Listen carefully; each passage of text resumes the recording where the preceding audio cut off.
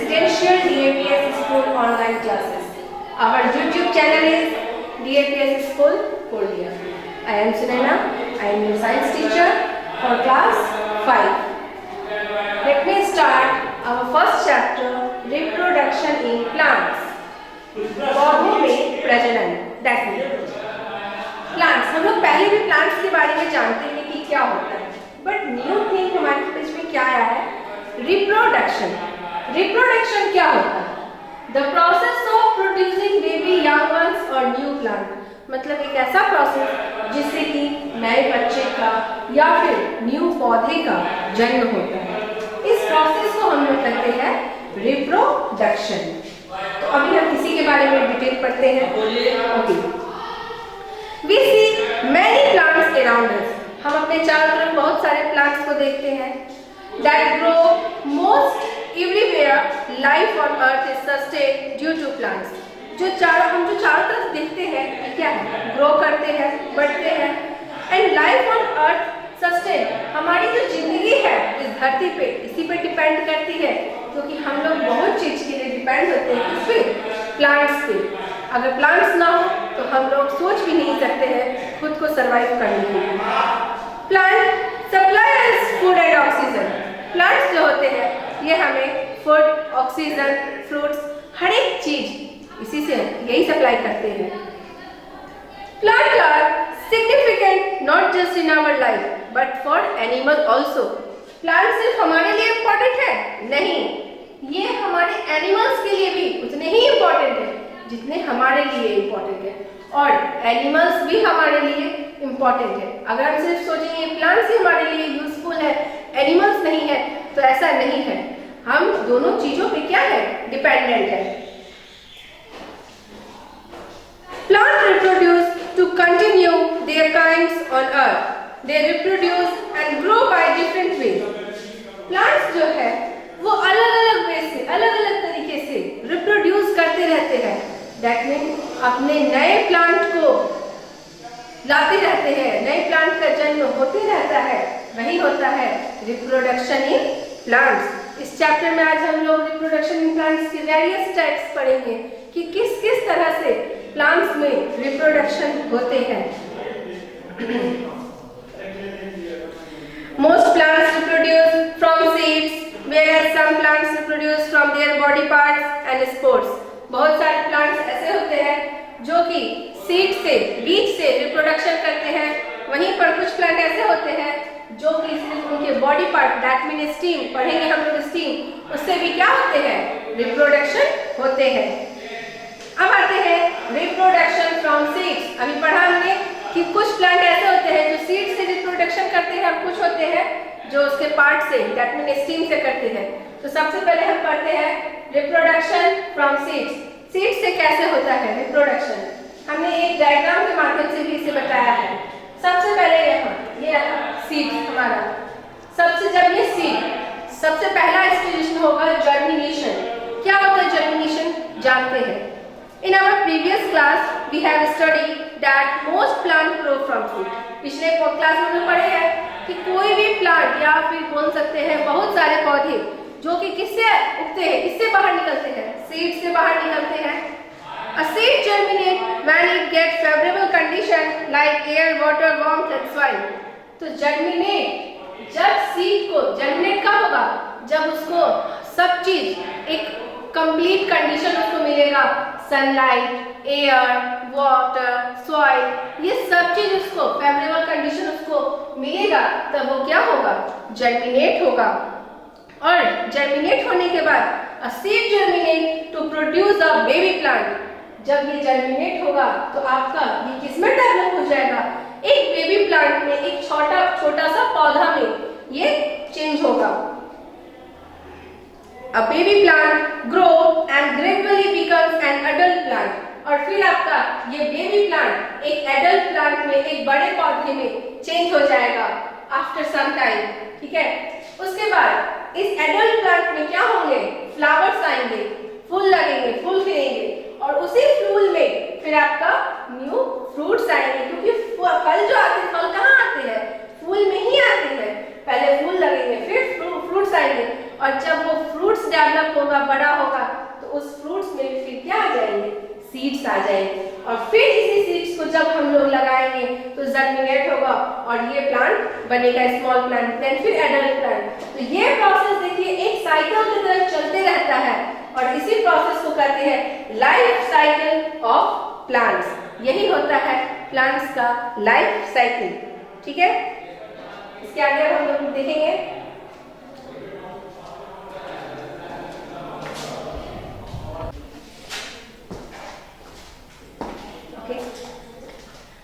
Our next topic is why do plants produce many seeds? अब हम यहाँ जानेंगे कि प्लांट्स जो होते हैं, कोई भी प्लांट्स में देखेंगे सिंगल सीड्स नहीं होते हैं, कोई भी फ्रूट्स में, उसमें क्या होते हैं, मैनी सीड्स। तो प्लांट्स जो होते हैं वो ज्यादा से ज्यादा सीड्स क्यों डेवलप करते हैं? All seeds do not grow into new plants, क्योंकि जितने भी सीड्स हमें प्लांट या फ्रूट से प्राप्त होते हैं, क्या उन सबसे न्यू प्लांट्स निकल जाते हैं? नहीं। क्यों? इसका रीजन है, some seeds are eaten by human and animals. उसमें से जो सीड्स होते हैं कुछ क्या हो जाते हैं, ह्यूमंस एंड एनिमल्स के द्वारा अपने भोजन में उसका यूज किया जाता है, खाया जाता है। लाइक ग्राम, जैसे चना वगैरह हो गया, ये सब सीड्स है, तो इसका हम लोग यूज अपने फूड में करते हैं। Next point, some seeds are destroyed by rain, water, rain, wind, heat etc। उसमें से कुछ सीड्स जो होते हैं ज्यादा बारिश होने की वजह से, ज्यादा धूप होने की वजह से डिस्ट्रॉय हो जाते हैं, खराब हो जाते हैं। Some seeds are poorly developed, कुछ सीड्स जो अच्छी तरह से डेवलप नहीं कर पाते हैं। Some seeds do not get favourable condition for germination, कुछ सीड्स होते हैं जिसे जर्मिनेट होने के लिए प्रॉपर कंडीशन नहीं मिलता है, लाइक सनलाइट नहीं मिला, वाटर नहीं मिला, अच्छी मिट्टी नहीं हुई, तो वो जर्मिनेट नहीं कर पाते हैं। तो ये सारे कारण से कि हमें क्या चाहिए, हमें बहुत सारे सीड्स चाहिए कि एटमोस्ट अगर हमारे पास बहुत सारा सीड होगा तो कुछ हम लोग खाने में यूज कर लिए, कुछ खराब हो गए, किसी को पुअर कंडीशन मिला, अच्छे से ग्रो नहीं कर पाए, बट कुछ सीड तो बचेंगे ना जो कि अच्छे से ग्रो कर पाएंगे, जिसमें प्लांट्स आ सकेंगे, न्यू प्लांट्स आ सकेंगे। सो प्लांट प्रोड्यूस मैनी सीड्स। अब हम यहाँ देख रहे हैं, ये मैंने एक डायग्राम बनाया है। It is a picture of ground, एक चना जो होता है उसका ये पिक्चर है। मैंने इसे दो पार्ट में बनाया है। जब एक चना अपने ओरिजिनल शेप में रहता है तो ये इस तरह रहता है, और उसके बाद बताएंगे अभी कि इसको क्या करना है, उसके बाद हम उसके स्टेप को देखेंगे। ठीक है, तो यहाँ से हम जानेंगे क्या, पार्ट्स ऑफ सीड्स के बारे में। और seed is hard and dry, seed बीज जो हम कभी भी किसी से देखते हैं तो वो काफी हार्ड और ड्राई होता है। It does not easily break up, वो आसानी से टूट नहीं सकता है। तो सोचो उसमें से पौधे कैसे निकलेंगे, जब वो इतना हार्ड होता है, वो आसानी से टूटता नहीं है, तो फिर उसमें से न्यू प्लांट्स कैसे बाहर आएंगे। To study the structure of the seed, some gram seeds, हम कुछ चने के बीज लेते हैं और इस पर हम स्टडी करके हम लोग देखते हैं कि कैसे उसमें से प्लांट्स निकलते हैं।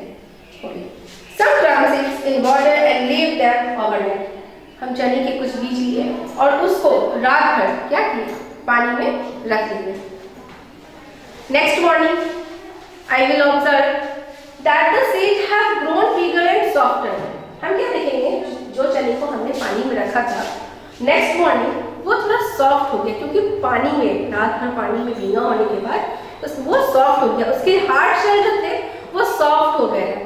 और उसमें हम क्या देखेंगे, एक सीड होल, हमारा चने में जो एक सीड होल रहता था, वहां से हम एक बेबी शूट को देखेंगे बाहर आते हुए। ठीक है, the seed have absorbed water and swelled up. A seed has a small hole through which water is absorbed. These holes in where the seed was attached to the fruit. जब ये soft हो जाता है water को absorb करके, तो हम देखते हैं कि सीड होल से एक बेबी प्लांट डेवलप करता है, निकलता है। जब हम इस बीज को हम बीचों बीच डिवाइड करते हैं तो इसके हम दो पार्ट को देख रहे हैं। ठीक है, ये दो पार्ट होते हैं कॉटिलेडन्स। ठीक, इसका जो ऊपरी हिस्सा है दैट इज बेबी शूट, और यहाँ से नीचे से भी एक डेवलप होता है दैट इज बेबी रूट। यही जब अगर हम सॉइल में लगा देंगे तो ये बेबी रूट सॉइल के नीचे जाएगा, जो कि रूट बन जाएगा, एक डेवलप्ड रूट हो जाएगा, और बेबी शूट जो है ऊपर चल करके अपना स्टीम, फ्लावर, ब्रांचेस में अलग अलग पार्ट में डेवलप होगा। तो ये है हमारा part of a ground seed. अब हम देखते हैं जर्मिनेशन। जर्मिनेशन क्या है? The process which a seed develop into a seedling. Germination, इससे पहले भी हमने पढ़ा सीड जर्मिनेट के बारे में कि एक ऐसा प्रोसेस जिसमें सीड को डेवलप करने के लिए प्रॉपर सारा कंडीशन अवेलेबल होता है, जिसे कहते हैं germination. These are essential for a germinating seed because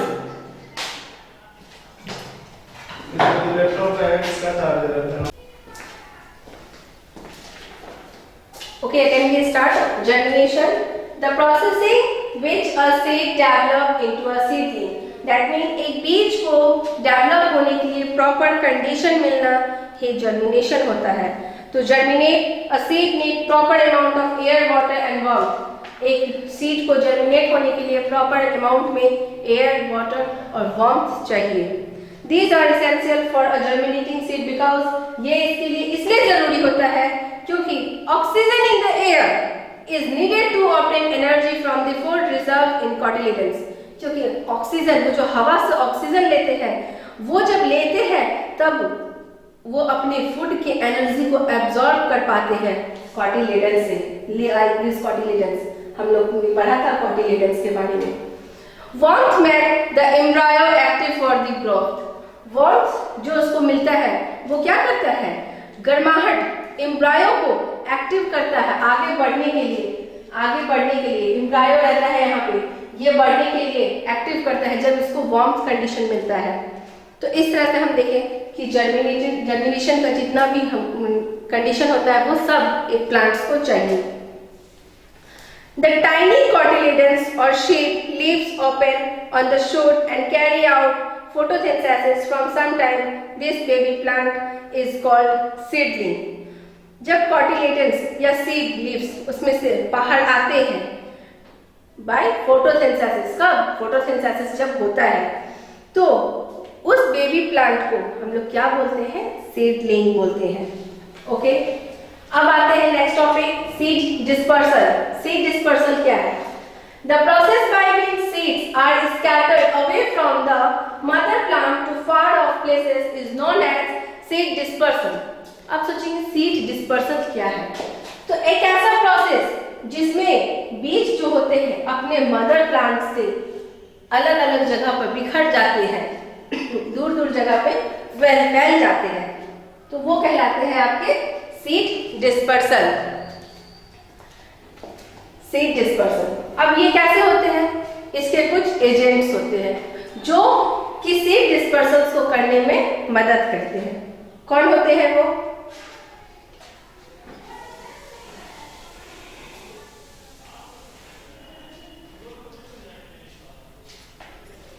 plant और seed can't move on their own. Plant या सीड्स कोई भी होते हैं वो क्या खुद से चलते हैं? नहीं, वो अपने से मूव नहीं कर पाते हैं। Nature has arranged some agent to scatter seeds. Nature ने उसके लिए कुछ एजेंट रेडी करके रखे हैं। कुछ एजेंट होते हैं जो उनके इस कार्य को आगे बढ़ाते हैं। अब वो एजेंट क्या है? विंड, वाटर एंड एनिमल्स, यानी कि हवा, पानी और एनिमल्स के द्वारा सीड जो है हमारा वो डिस्पर्स्ड होता है, जिससे डिस्पर्सल प्रोसेस कंप्लीट होता है। अब जानते हैं हम वन बाय वन सबके बारे में। लाइक जैसे विंड के थ्रू कैसे होता है? Some seeds are light in weight. कुछ बीज होते हैं जो एकदम लाइट होते हैं, एकदम हल्के होते हैं वजन में।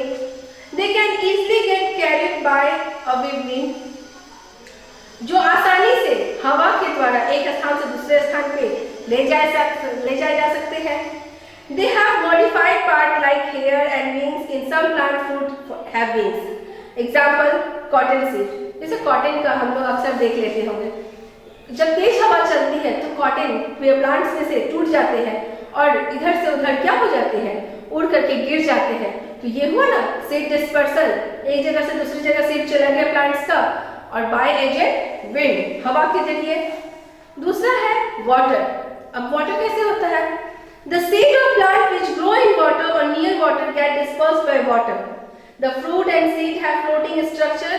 The coconut fruit has a fibrous pod which help in the float in winter. अब हम देखते हैं क्या वाटर से कैसे डिस्पर्सल होगा। तो कोकोनट ट्री अक्सर नदी के किनारे होते हैं, तो जब नारियल कोकोनट अगर पानी में गिर जाएंगे तो वो क्या हो जाएंगे, वाटर के माध्यम से वो एक जगह से दूसरी जगह चल जाएंगे। तो इस तरह से वाटर क्या किया, सीड डिस्पर्सल ने हेल्प किया। ठीक है, इसी तरह एग्जांपल हम लोटस प्लांट का भी ले सकते हैं। Now third is animals. We have many animals, eat fruit like mango, apple, watermelon, lychee, etc. and throw away the seeds. हम लोग ये सारे फ्रूट्स को देखते हैं, मैंगो खाते हैं, कभी एप्पल खाते हैं, खाने के बाद सबके बीज को क्या करते हैं, फेंक देते हैं। And throw away the seeds. In this way, we disperse the seeds of plants. तो क्या होता है उसमें, कुछ दिनों के बाद उसमें प्लांट्स आ जाते हैं। Squirrel hide the seeds at different places and often forget about them. That help in seed dispersal. और जैसे कि अगर हम फेंक दिए, अगर वो बीज गिलहरी को मिल जाती है तो वो क्या करती है, उसे ले जाके कहीं पे छिपा देते हैं, कहीं भी रख देते हैं। तो इस तरह से क्या होता है, जहां पे वो रखते हैं वहां पे मेरा न्यू प्लांट्स उस सीड में से आ जाता है। तो ये हो गया एनिमल्स के द्वारा seed dispersal.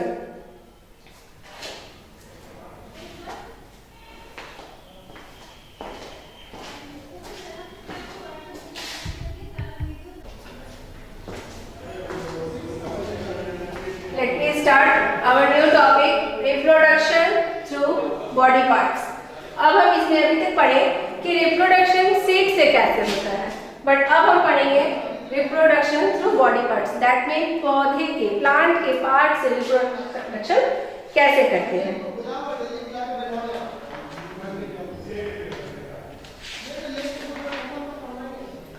Reproduction from steam, यानी कि सबसे पहले हम रिप्रोडक्शन किससे पढ़ रहे हैं, स्टीम से।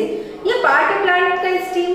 ठीक है, सब plant like sugar cane, banana, grapes, rose, hibiscus can grow from a method called stem cutting. ये सब प्लांट्स का जो भी नाम लिए, ये सब स्टीम कटिंग से क्या होते हैं, डेवलप्ड होते हैं। अब सोचेंगे स्टीम कटिंग क्या है। In this method a stem is taken from the mother plant and it lowered in the soil, most soil. After few days the cutting develop roots, new branches grow into a new plant.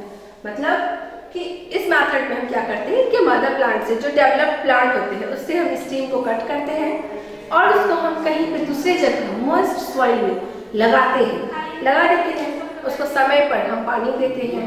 After some days, कुछ दिन के बाद हम क्या देखते हैं कि वो जो हमने स्टीम लगाया था उसमें न्यू लीव्स आ जाते हैं, धीरे धीरे उसमें ब्रांचेस होते हैं और उसमें भी फ्लावर्स आने लगते हैं। तो इस तरह हुआ ना स्टीम के माध्यम से हमारा रिप्रोडक्शन। तो ये हुआ reproduction through body parts. Okay, अब है पोटैटो। हम लोग सबको देखते हैं potato and ginger are underground modified stem. ये जो है ना स्टीम है, आप सोचोगे पोटैटो तो नीचे होता है, प्लांट्स के रूट में होता है, but that are modified stem. इसको हम मॉडिफाइड स्टीम बोलते हैं। You have must notice that small buds grow on potato and ginger. कभी घर में अगर रखा आलू रहता है, अदरक रहता है, तो देखेंगे उसमें छोटे छोटे बर्ड्स आ जाते हैं। दीज आर कॉल्ड आईज, उनको बोलते हैं आईज, जो आलू के ऊपर आ जाती है। और उससे क्या होता है, new plants can grow in it, उससे नए पौधे निकल आते हैं। अगर उस आलू को ले जाके हम सॉइल में लगा देंगे तो वहां पर कुछ दिन के बाद उससे क्या हो जाएंगे, नए प्लांट्स आ जाएंगे। Any part of the potato that has buds on it, it can grow into a whole new plant. उससे हमें एक नया पोटैटो प्लांट मिल जाएगा। Onion and garlic are also underground modified stem. जैसे हमने पढ़ा पोटैटो और जिंगर के बारे में कि ये मॉडिफाइड स्टीम होता है, उसी तरह ओनियन और गार्लिक भी जो होते हैं ये भी अंडरग्राउंड मॉडिफाइड स्टीम होते हैं। ओके, अब हम जैसे पढ़े पार्ट्स में एक स्टीम से हुआ। अब है रिप्रोडक्शन फ्रॉम लीव्स। जैसे हमने इसका एक टाइप्स पढ़ा कि स्टीम से हमने रिप्रोडक्शन किया, अब वैसे ही लीव्स से भी रिप्रोडक्शन होता है। एग्जाम्पल ले लीजिए ब्रायोफाइलम। ब्रायोफाइलम का जो पौधा होता है ये क्या होता है? Some plant reproduce from the edges of the leaves, for example bryophyllum. Bryophyllum का पौधा जब मिट्टी में लगा हुआ रहता है, छोटा सा पौधा होता है, तो इसके लीव्स जैसे ही सॉइल के नीचे जाते हैं, कुछ दिनों के बाद हम क्या देखेंगे कि उस लीव्स से भी एक नए प्लांट आ जाते हैं। तो इस तरह लीव्स से भी क्या हुए? रिप्रोडक्शन हुए। अब है रिप्रोडक्शन फ्रॉम रूट। अब हम इसका थर्ड पार्ट, पौधे का थर्ड पार्ट से रिप्रोडक्शन देख रहे हैं।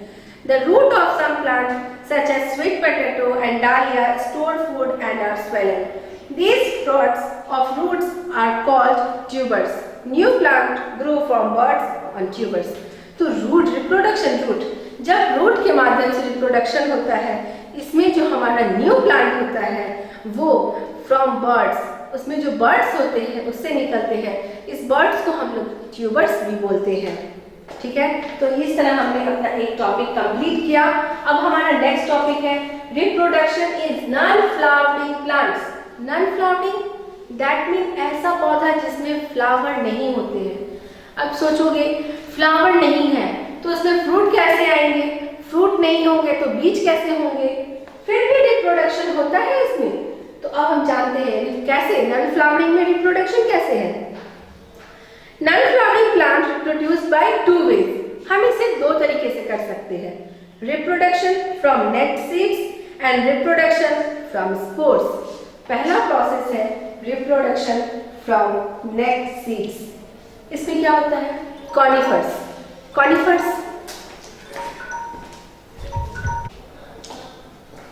Okay, let me start again. Reproduction in non flowering plants, इसमें है सबसे पहले कॉनिफर्स। कॉनिफर्स प्लांट जो होते हैं that are non flowering plant, इसमें फ्लावर नहीं होते हैं, that bear naked seeds. Such seeds are open and not cover inside the fruit. इसके जो बीज होते हैं ये ओपन खुले हुए होते हैं and that are not covered inside fruit, और ये फ्रूट से कवर्ड नहीं होते हैं। Conifers reproduce through such seeds, और कॉनिफर्स जो होते हैं इसी बीज से रिप्रोड्यूस होते हैं, बाहर निकलते हैं। अब सेकेंड है रिप्रोडक्शन फ्रॉम स्पोर्स। दो टाइप्स था, दो वे था। पहला था रिप्रोडक्शन फ्रॉम नेट सीड्स, वो हो गया। अब है रिप्रोडक्शन फ्रॉम स्पोर्स। ये कैसे होता है? तो फर्न्स एंड मोसेस जो होते हैं, फर्न्स एंड मोसेस पौधे जो होते हैं, ये रिप्रोड्यूस करते हैं by a special structure called spores. किससे होते हैं? स्पोर्स से होते हैं। Spores grow into new plants. Spores जो होते हैं यही नए पौधे को ग्रो करने में मदद करते हैं। ओके, तो इस तरह से हमने reproduction in non flowering plant complete किया है।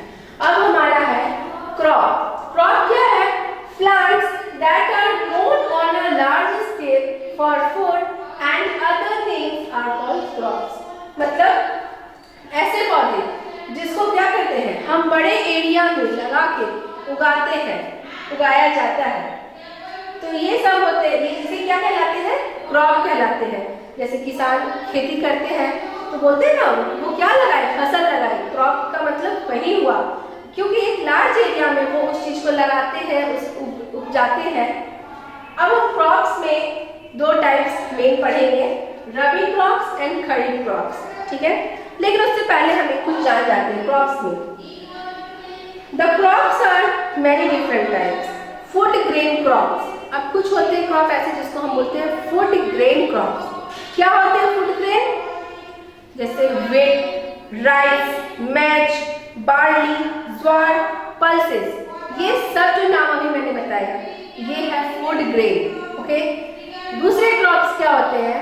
Vegetable and fruit crop. ठीक है, fruits, sugar cane, apple, orange, potato, onion, ये सब हमारा वेजिटेबल एंड फ्रूट क्रॉप्स में आते हैं। उसके बाद आते हैं oil producing crops, mustard, sunflower, peanut, etc.. ये सब क्या है? ऑयल प्रोड्यूसिंग है। इन सब से हमें ऑयल मिलता है, ऑयल प्रोड्यूस होता है। Third is fibre crops like jute, cotton, इन सब चीजों से हमें फाइबर प्राप्त होता है। ये हो गए फाइबर क्रॉप्स। अब आया चौथा प्लांटेशन क्रॉप्स जैसे कि टी, कॉफी, ये आपके क्या हो गए? प्लांटेशन क्रॉप्स हो गए। Crops need adequate sunlight, water, air and fertile soil to grow properly. Crops को ग्रो करने के लिए कंप्लीटली उसे सनलाइट चाहिए, वाटर चाहिए, एयर चाहिए, फर्टाइल सॉइल चाहिए, मतलब अच्छी मिट्टी चाहिए, उपजाऊ मिट्टी चाहिए, तब जाके वो ग्रो कर सकते हैं। Different crop grow well under different condition. अब देखो जितने टाइप के हम क्रॉप्स बताए हैं, सब क्रॉप्स में अलग अलग क्रॉप्स में अलग अलग कंडीशन चाहिए उन्हें। For example wheat grow well in cold weather, जैसे कि गेहूँ कब उगाया जाता है? विंटर में। कोल्ड वेदर होना चाहिए उसके लिए। Where rice grow well in hot weather, चावल कब उगाया जाता है? जब हॉट वेदर रहता है, समर रहता है। In India we have two main crops and rabi crops and kharif crops. हमारे इंडिया में दो मेन क्रॉप्स उगाए जाते हैं, एक है रबी एंड खरीफ। रबी क्रॉप्स क्या होता है? The crops which grow in winter season, जो कि विंटर सीजन में उगाए जाते हैं। टाइम पीरियड अक्टूबर टू मार्च, अक्टूबर से लेके मार्च तक हम जिसकी खेती करते हैं वो होते हैं रबी क्रॉप्स। एग्जाम्पल में मस्टर्ड, बार्ली, ग्राम, etc। ये सब आपके रबी क्रॉप्स हो गए जिसे हमने विंटर सीजन में उगाया। अब आते हैं kharif crops. The crops which are sown with the arrival of monsoon, जो हमारे मानसून के साथ स्टार्ट होते हैं and are grown in monsoon season are known as kharif crop. Monsoon season में हम इसे लगाते हैं, उपजाते हैं, ये होते हैं kharif crops. Jowar, maize, rice, bajra are example of kharif crops. इसका अगर हम टाइम पीरियड देखेंगे तो ये होते हैं जुलाई टू अक्टूबर, जुलाई से अक्टूबर के बीच में जो प्लांट्स लगाए जाते हैं दैट इज खरीफ क्रॉप्स। इसमें